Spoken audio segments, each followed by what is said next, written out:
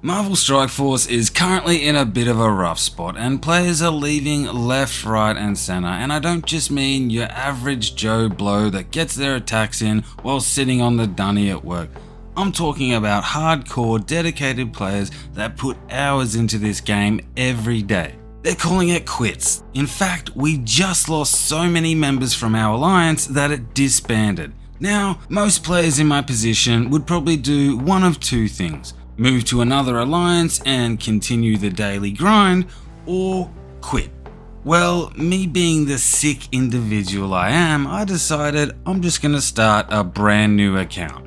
Yep, I'm starting over. Again.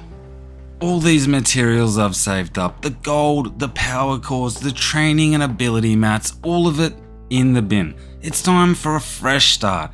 So in this video, I'm gonna go over where I'm at after week 1. I'll talk about the strategy I'm using as I progress through the game, and I'll also go over some tips for new players to consider in their first week playing Marvel Strike Force.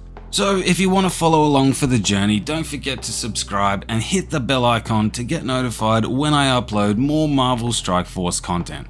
That was a big intro, let's get into it.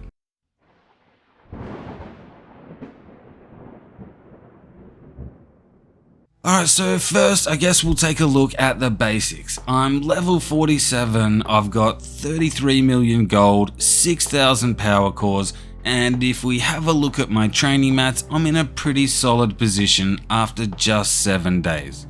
My arena rank is 762, which means we happen to get into a fairly recent arena shard, so that's great news. It shouldn't take very long at all to get into the top 50. And as you might have noticed, I have Kahori unlocked, and that's because I managed to get super lucky with the orbs and got a 100 drop. She's going to help me gain ranks in arena pretty fast, at least until I start coming across Annihilator teams. So I've been making my way through the campaigns when I can, trying to unlock the nodes of the characters I need to farm. I'm personally trying to get to Hero 6-9, Nexus 6-3 and Mystic 2-3. Doing this will allow me to farm some characters that are required for raids, battle world, and to unlock certain legendaries. There's a lot more to get to, but this is my main priority in the first couple of weeks as far as the campaigns go.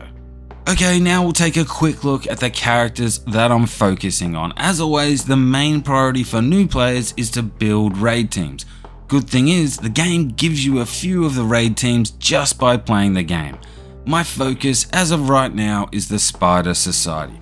Getting them built up will allow me to help out earlier in raids, and as a side bonus, they can also be used to unlock a few legendary characters.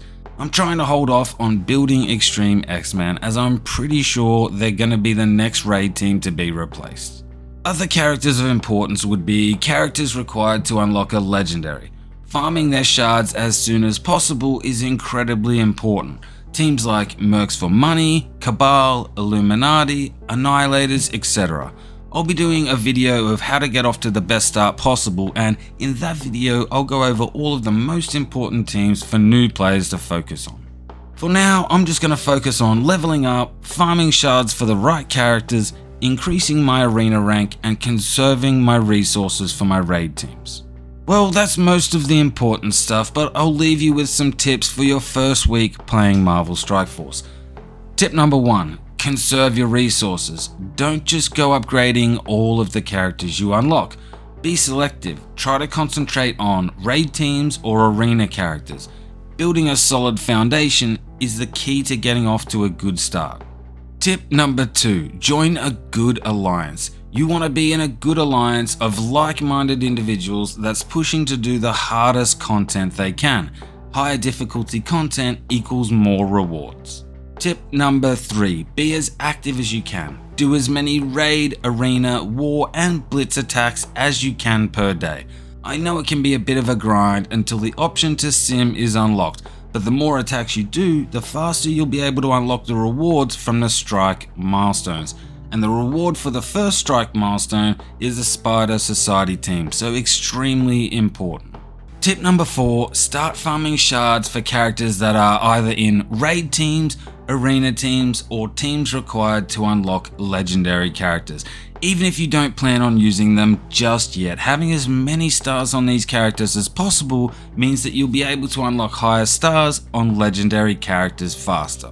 There are a lot more tips, and over the coming weeks and months I'll be doing beginner guides, tips and trick videos, as well as progress updates along the way.